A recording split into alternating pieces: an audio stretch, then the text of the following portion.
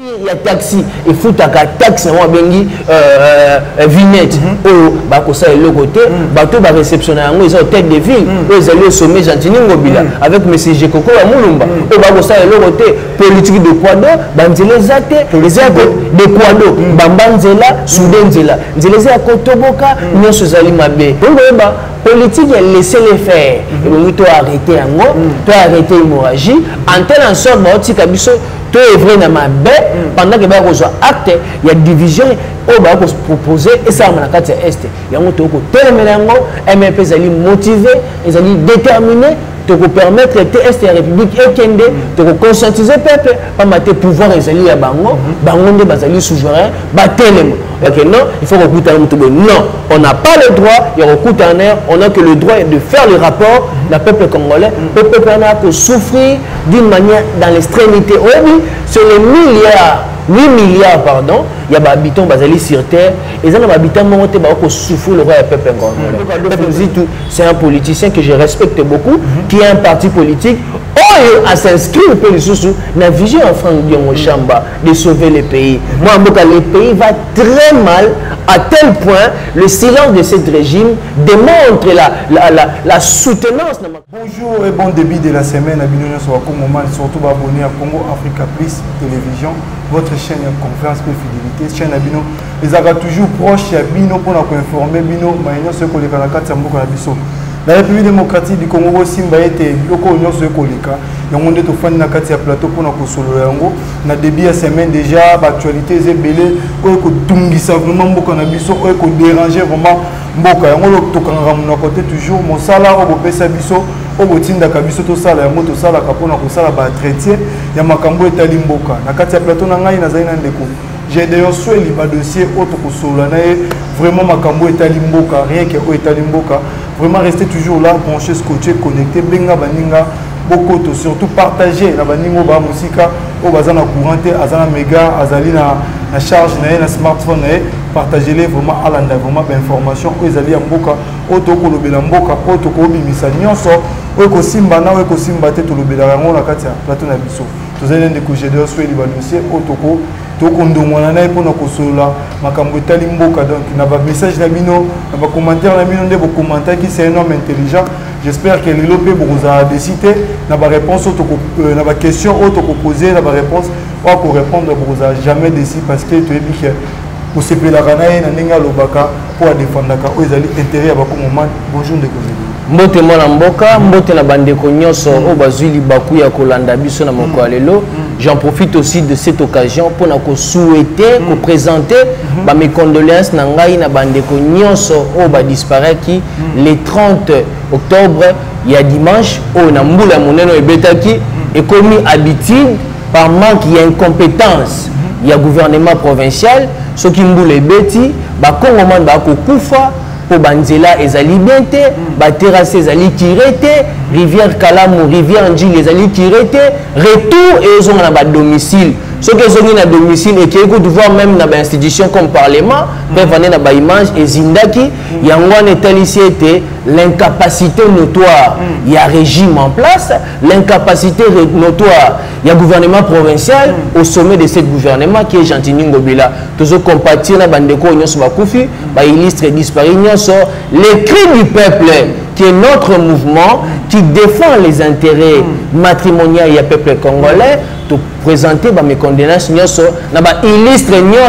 de présenter mes condoléances ensemble un parti cher et honorable Franck Diongo MLP un parti martyr qui n'a jamais volé qui n'a jamais tué. Merci beaucoup. Pourquoi bandika maman na mambutali centre-ville on s'adresser na Kinbopeto na s'adresser na ba projet nyonso gouvernement provincial attends moi mboka na ko s'adresser na personnalité où ils allaient sacré à peuple congolais et puis constitution de la République sera zalama moi si ma kufa na ba viol l'article 5 na ya le biété la souveraineté nationale appartient au peuple congolais. C'est le peuple qui est souverain. Et l'État a l'obligation de protéger le peuple et leurs biens. Quand l'État n'arrive pas à protéger le peuple, c'est un danger. Alors, ce gouvernement provincial, il y a Gentini Ngobila, c'est un danger. Ils ont l'obligation de défendre le peuple et avec leurs biens, au Bamborsala Yangote, on a tout une question, la saison sèche.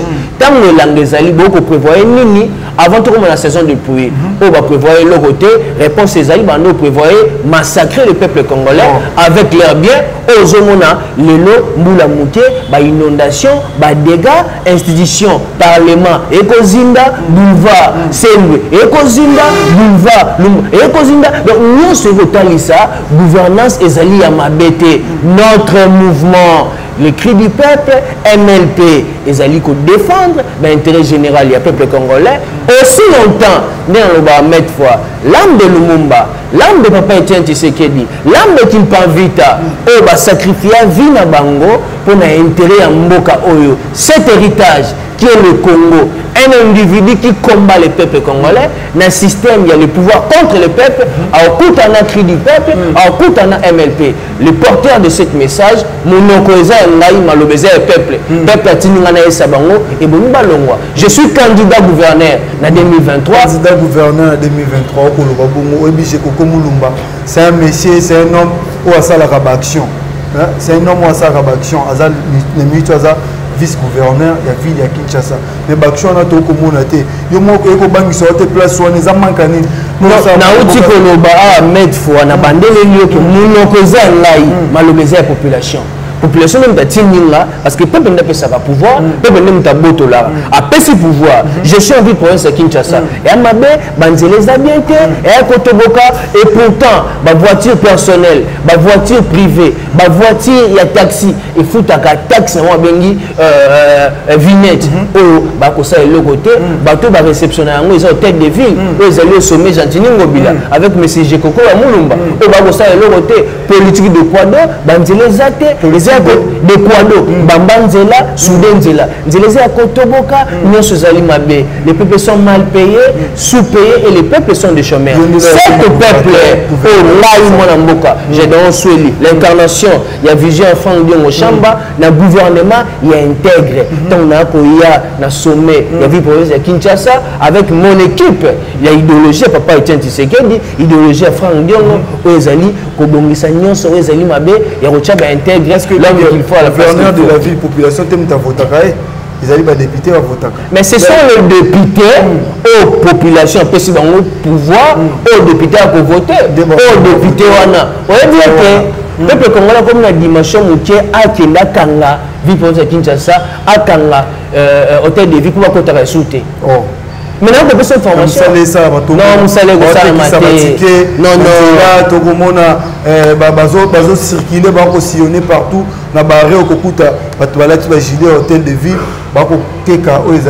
Ce sont l'exécutant. Il y a hors de Molamboka, Gentini Ngobila et d'autres personnes. Mais aux actions concrètes, c'est terrain. Les actions concrètes, les animés. Donc, on fout une taxe.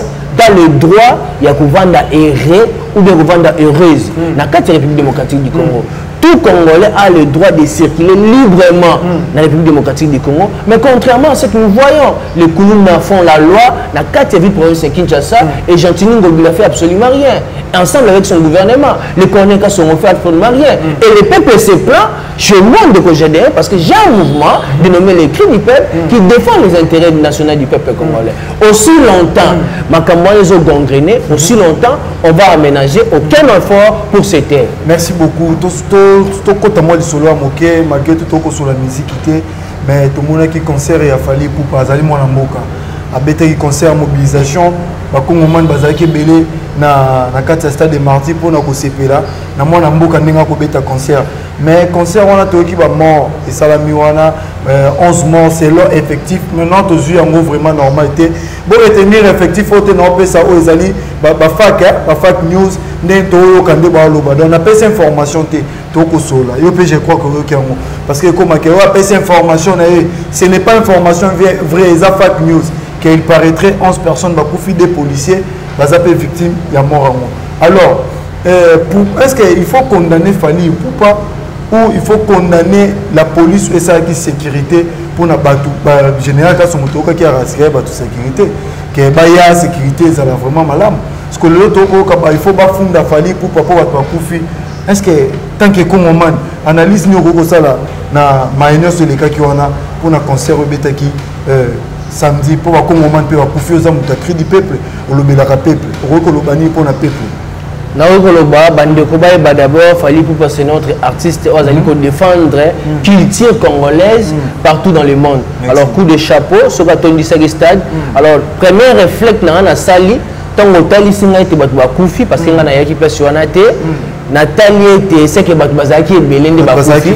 Alors je tiens à féliciter l'artiste, je tiens aussi à féliciter ceux qui m'ont ça c'est bêta quitté, ceux qui ont incident et ça a été ça m'a été n'a pour féliciter la force armée n'a biso n'a féliciter la police n'a biso EBT biso MLP de soutenir ma pinga n'a biso pambateza na individu moko te pour sécuriser peuple congolais comme la police comme FRDC. Alors coup de chapeau na bande ko nyonso bazaki au service wana coup de chapeau pe na ndeko fali pupa oyo asaki mo fierté monene ya ko teka sou culture na biso na mboka pe ya baba ko akize ba Congolais il faut funda epo atondisaki batu bakufi oyo biso makambo comme la justice personne ne sous la compétence parce que la justice élève une nation alors laissons le dossier na procureur général na mouton okende ko saisir bongo ba juge ou bazali compétent pour mibeko lobi était première mibeko d'abord bible le but de la justice élève une nation alors je suis sûr et certain que juge va ko simba dossier wana akosala ba étude ya malamu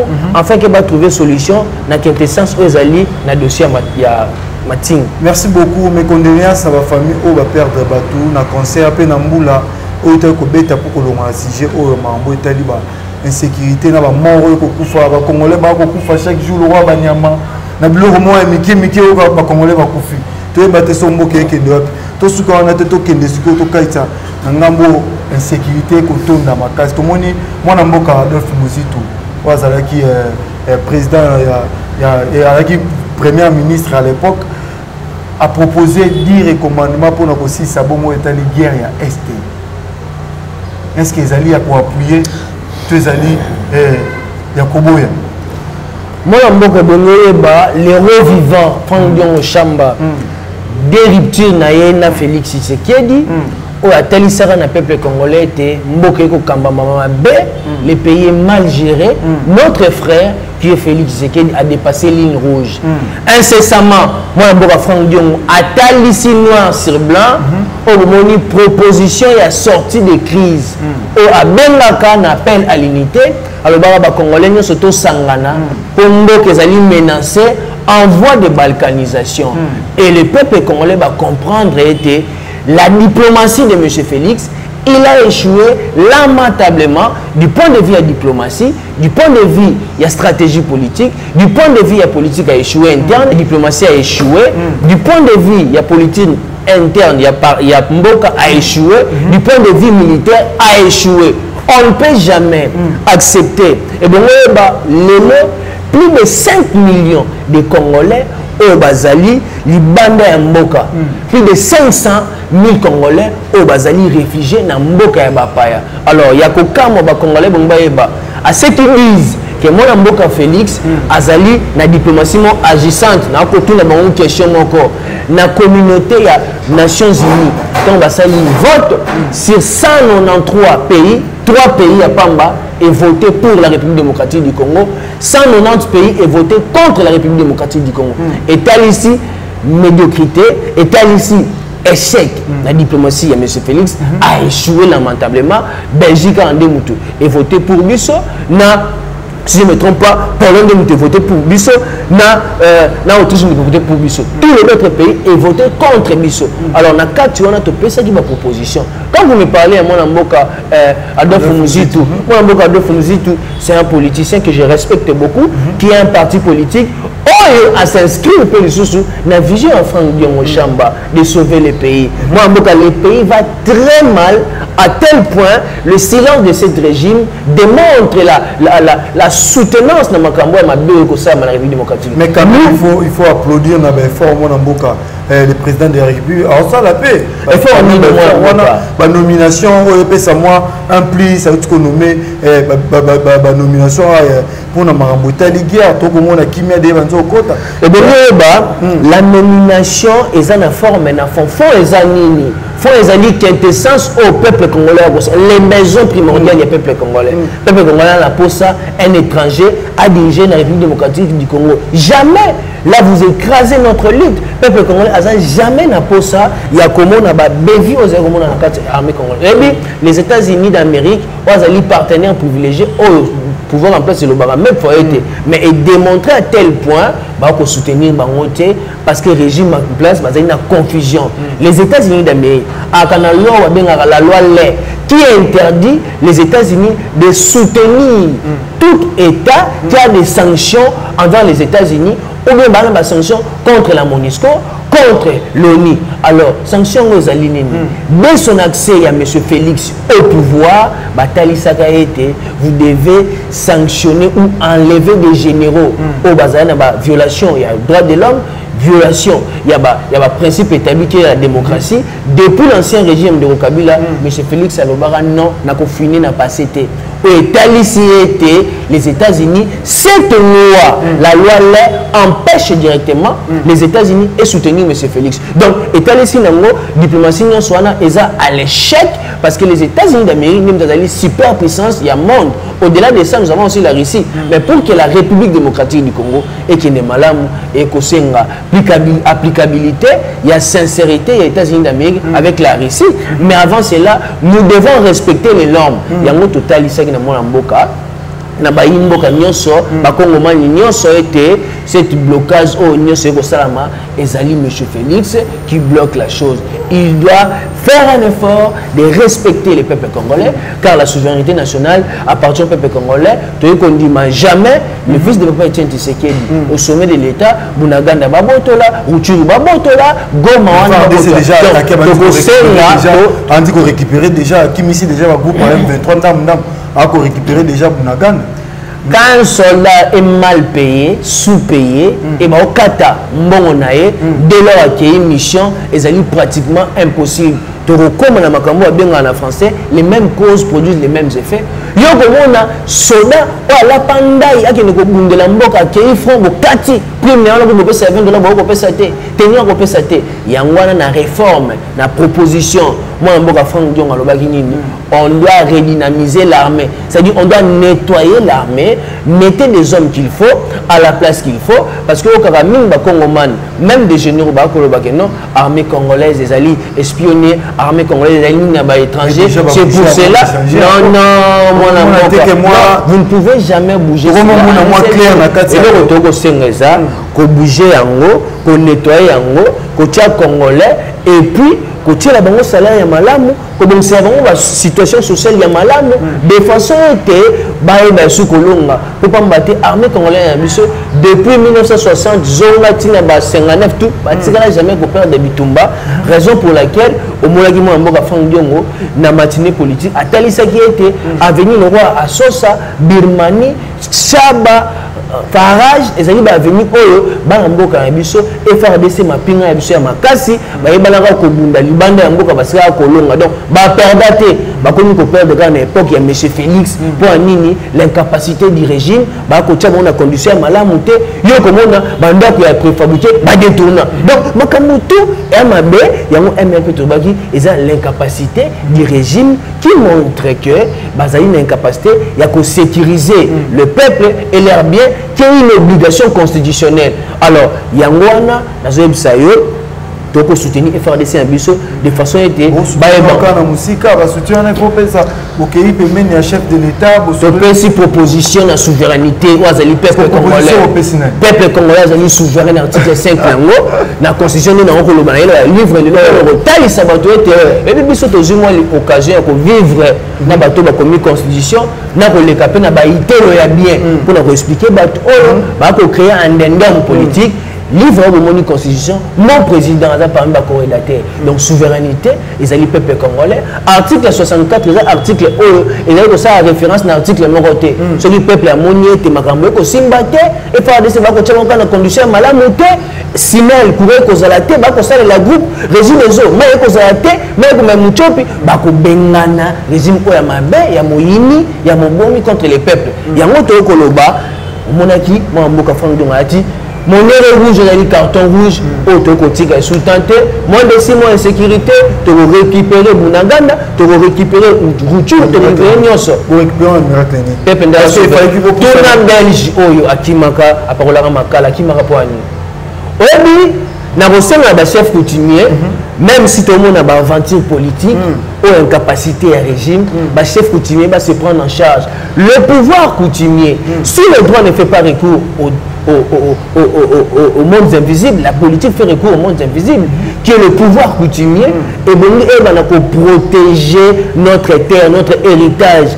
Patrice Emelimumba avait raison de défendre l'intégrité nationale congolaise, qui a une obligation constitutionnelle dans son article 63. Donc tout le monde a l'obligation, il y a mais je vous dis, il y a un Sengi, na ba vrai patriote, chef coutumier, le pouvoir coutumier, n'entendez pas le pouvoir politique, l'exécutif, la présidence, pour défendre Mabélé, et Zali comme Mabélé, ceux qui n'ont pas été Mabélé, tu comme un esclave, est-ce que vous reconnaîtrez le chef de l'État comme Congolais? Ah mais c'est un Congolais. Pourquoi pas comme Azali Kolo, en tête de pays? Pourquoi pas parler avec lui? Non. C'était la solution. Moi, et puis combien de fois tu souviens, M. Félix? Et puis que MLP nous a concepté l'union sacrée. Et puis Rolling MLP Sali. Et puis Rolling honorable Franck Dionga Sali. Alors, tu vendis 4 ans pour la étude. Qu'est-ce qu'on doit faire? On doit redéfinir l'essence des combats. Alors, on doit enlever mon amboka Félix Tshisekedi. Nous avons l'urgence. Il faut aller. 4 ans, ça les nos côtés. Pourquoi 4 ans, à saler le côté, à Bomimboka. Alors, tout ça n'a pas de sécurité, tout ça n'a pas de colonité, tout ça n'a pas de nyoshamabete, tout ça n'a pas de moi l'amboka Félix à Longwa. Nos obligations, ils allaient élection parce que tu as un pays démocrate, tu as un parti où tu as un Indo qui te boit en San City, en Afrique du Sud. Alors tu as dit que à Colomba et c'est. Alors tu es motivé et faire des sénateurs ensemble dans un soutien à parti politique, dans un soutien au peuple congolais et tu sais dit na ba gouvernant, na ba gouverner, ben on appelle que tu solo pour te faire des abunda malamu, tu sais le pouvoir coutumier et ben on peut intervenir. Afin que Bandekona Batika Terre Nabiso et Zali sacré le bien-être à Congo. Mais il faut le Cameroun en Boka fait ça. Non, et ça il faut être mille part Balobi, il faut le président de la République. Mille part. Mais ça pour l'intérêt en Boka. Non. Souveraineté en Boka, souveraineté en Boka, c'est le peuple qui en parle. Bien sûr, c'est le peuple. Le peuple a tenté à tout n'a quoi que ce soit. Le peuple était Moutanomaka, où ils arrivent à généraux.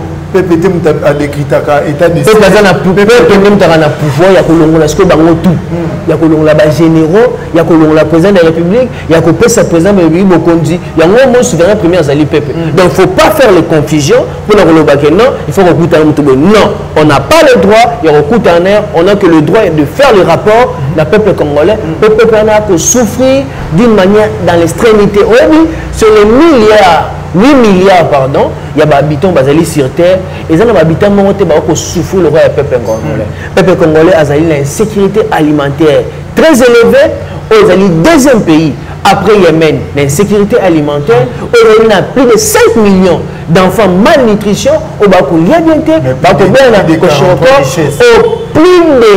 plus de 500 députés, plus de 99 sénateurs, au Bazali plus riches que le peuple au pouvoir. Donc ça démontre l'incapacité, la mauvaise foi et qu'au Talissa, le pouvoir contre les peuples, aux alliés pouvoir à l'État Moïni, pouvoir à l'État Mobomi, Bisso MLP, de côté les Méléango, qui nous souffrent aussi longtemps, le peuple congolais a se retrouvé.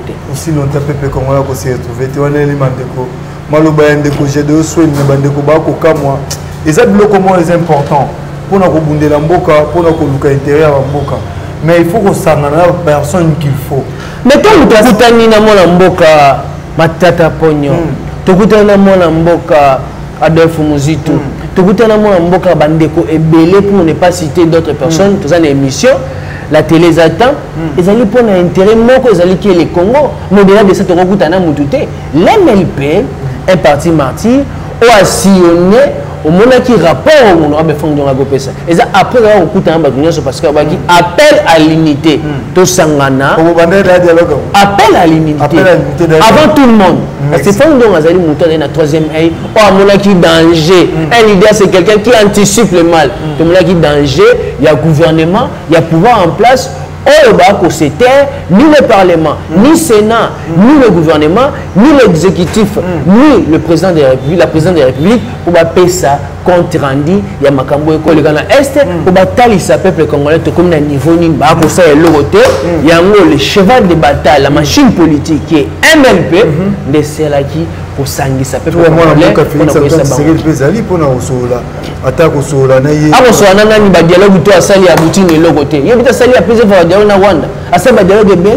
Comment vous pouvez appeler les forces étrangères, forces régionales, soutenir et faire ADC pour la un ennemi, mais bon, on va créer résistance dans la zone de plein temps. Ils ont message ambassadeur Rwanda, message nini, message nini, message kuta, oh mon les kuta, les farce, peuple congolais bongi a tellement azala mobiliser, ay bana ko bengana munguni azali na est, bandeko ba ko kufa ba mbinzote. Bazali ba Congo, ba Congo man et bon ba politique laisser les faire et bon to arrêter yango, to arrêter l'hémorragie en telle en sorte ba tika biso to œuvrer na mabe pendant que ba ko zo acte il y a division au ba ko proposer et ça na kati est yango to ko telemela yango MLP zali motivé, ils zali déterminé de vous permettre que la République et Kende de conscientiser le peuple par mater pouvoir et à Bango, Bango de Bazali souverain, Batelemo. Et le peuple congolais, Azali peuple moi Azali très déterminé. Nenga bengana ka belge, nenga bengana ka Mobutu, nenga bengana ka Kabila le père, nenga bengana ka Kabila le fils. Donc ne peut à bengana Est République Azali à Mabé, ne peut à bengana régime à Mabé, il y a l'État contre Moïse. Merci beaucoup, restez toujours branchés scotché vraiment. Bino batoza qui vraiment ébélé vraiment autozali lundi. Ils allaient moi l'actualité tout boucler parce que ok déjà les colo, ok déjà les colo, ok déjà les colo. Donc comme moment baebi déjà ningo za na kanda ya mboka o to yebi to comprendre biso tout ndenge wa na kanda ya mboka o biso tout to na kanda mboka parce que biso peut être victime ya biloko belé ba massacre belé ba biloko belé donc il y a ba transport ya biloko on a tout touché on non mais lobi to kozonga poto so ya suma mbotali ville à Kinshasa. Donc au solarié peuple congolais c'est là qui n'a la gouverner. Vous avez gouverné. Et c'est bien. Tout cela est une ville à Kinshasa. On peut se sur la piste de solution. Et que les gens de l'Argentine le gouvernement est tout balongo. Et bien, na soyena mo mboka Mike Mukeba atali singa été la majorité des députés provinciaux bazan kati ya gouvernement argentin ngobila o bakanga ba munoko moyeba loba sous ces até. Donc bango baza majorité était pour nos décision. Yango ngala bisaki mon vieux qui Mike Mukeba abangate les cris du peuple zaliwana o zali motivé déterminé pour nous défendre l'intérêt du peuple congolais o to ko balula nyonso makamuto ko. Merci beaucoup Bakobalola. Makamnyo so ekoloma. Deko Gédéon, to komi asuka émission biso. Dilobani okoko ça va Congo man surtout ba oba na est na ba oba kufi ba famille oba kufi ba tsasu liloba. Ba famille ba kufeli ba tu na mbula o betaki mokolo ya dimanche ya lobby. Hier mbula betaki ce soir donc catastrophe, inondation partout. Kinshasa après la pluie tu habites ton employé les mauvais temps. Ton employé les mauvais temps pour tes habits. Les mauvais moments. Mauvais moment pour tes habits. Ton look moment dans dictionnaire parce que ton consultant ton employé la bémission pour ya. Ça va comme moment. Les dangers qui pèsent sur notre pays est plus vaste que nos ambitions personnelles. Merci. Danger à nos alinini. Le pays est menacé dans la voie de balkanisation. Prévané Bunaganda, Babotoli, Ruchuru, Ekweyi, peuple congolais. La souveraineté nationale appartient au peuple congolais. Peuple n'a pas de pouvoir, peuple n'a pas de pouvoir. Peuple n'a pas motivé, il faut la déterminer. Oyebi, na kati ya peuple, il y a deux types de peuple. Peuple soumis, peuple insoumis. Peuple résistant, totalement. Biso peuple congolais, to bengana munguna, wazena est république. To tika ben clivage politique, ngai opposition, ngai majorité, to sangana l'union fait la force, to bengana munguna. Les devoirs sacré, à partir de ce moment, comme professeur, le Congo reste un et indivisible. Tu respectes Yango, tu simba Yango, Tobunda, Mboka et Kabonate, message au cri du peuple PC en Wana. Bato Nyoso, Bako soutenir le cri du peuple de loin ou de près ou de loin. Tu peux si merci, Mingi, vous continuez au commerce, plus 243, 82, 400, 4200, plus 243, 82, 400, 4200. C'est un numéro WhatsApp, numéro joignable à tout moment pour atteindre le cri du peuple. Merci beaucoup. Restez toujours branchés, scotchés, connectés dans Katia Congo Africa Plus Télévision, votre chaîne de confiance et fidélité. Nganabino, on a le lot, tout ce qui a. Merci à Nixon Boutela, famille Boutela, Bino Nyonson, la Bino, on a le lot, tout ce qui a. Chikicha, tcha tcha. Il y a taxi, il faut ta taxi, on bengi vignette au bakosa et le côté, bateau va réceptionner un ils ont tête de ville, ils allaient au sommet Gentini Ngobila avec monsieur Jekoko à Moulumba, au bakosa et le côté politique de Kwado, banzele zate, les accords de Kwado, Bambanzela, Soudenzela, les accords Toboka, Nyoso Zalimabe. Politique, elle laissez les faire. Et donc, tu as arrêté un mot, tu as arrêté l'hémorragie. En telle en sorte, tu es vrai dans ma baie, pendant que tu as acte, il y a division, on va proposer, et ça, on a est. Il y a un mot, MMP, ils sont motivés, ils sont déterminés. De vous permettre de la République et de conscientiser le peuple, pas de pouvoir les à Bango, Bango de souverain, non, il faut recouter un mouton. Non, on n'a pas le droit, il y a recoute en air, on a que le droit de faire le rapport, le peuple congolais, le peuple a que souffrir d'une manière dans l'extrémité. Oui, sur les 8 milliards, pardon, il y a des habitants basés sur terre, et les habitants qui souffrent le roi et le peuple congolais. C'est un politicien que je respecte beaucoup, qui a un parti politique, à s'inscrire dans la vision en France de sauver le pays. Moi, le pays va très mal, à tel point, le silence de ce régime démontre la soutenance.